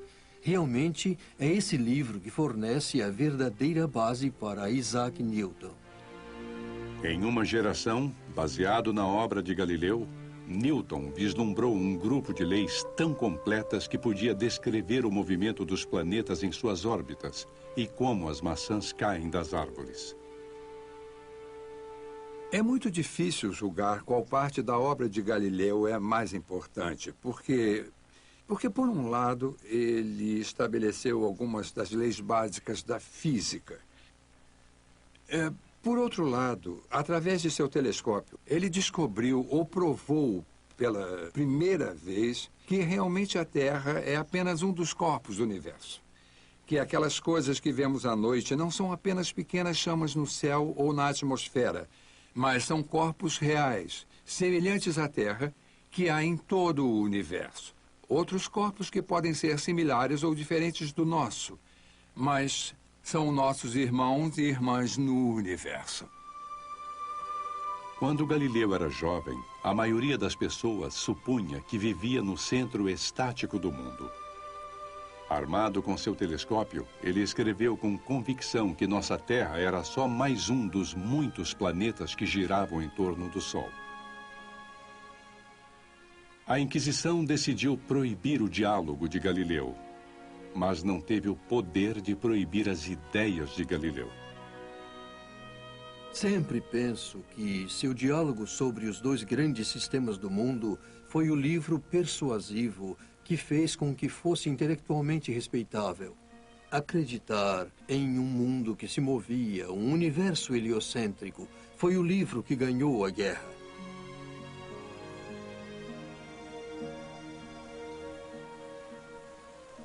A Igreja Católica aceitou há muito tempo a ciência de Galileu, mas só em 1992, uma comissão papal reconsiderou seu tratamento à questão de Galileu. O Papa João Paulo II disse que se cometeram erros no caso de Galileu e usou a língua de Galileu para falar do relacionamento entre fé e razão, entre religião e ciência. Ao dizer que a fé jamais deveria entrar em conflito com a razão, o Papa João Paulo II usou as próprias palavras que Galileu tinha escrito em sua própria defesa. O Papa, como Galileu, acreditava que as Escrituras nunca podem errar, mas os teólogos podem errar em sua interpretação. O Papa expressou o arrependimento da Igreja de que o caso de Galileu tenha contribuído para um trágico e mútuo mal-entendido entre religião e ciência. No final do século XX, Galileu foi quase reabilitado. Talvez antecipando seu próprio renascimento, o velho herege tenha rabiscado um aviso particular para seus adversários na sua cópia do diálogo. Atenção, teólogos. Os senhores correm o risco de um dia terem de condenar como hereges aqueles que declararem, como os senhores o fazem, que a Terra não se move. Versão brasileira Audio News.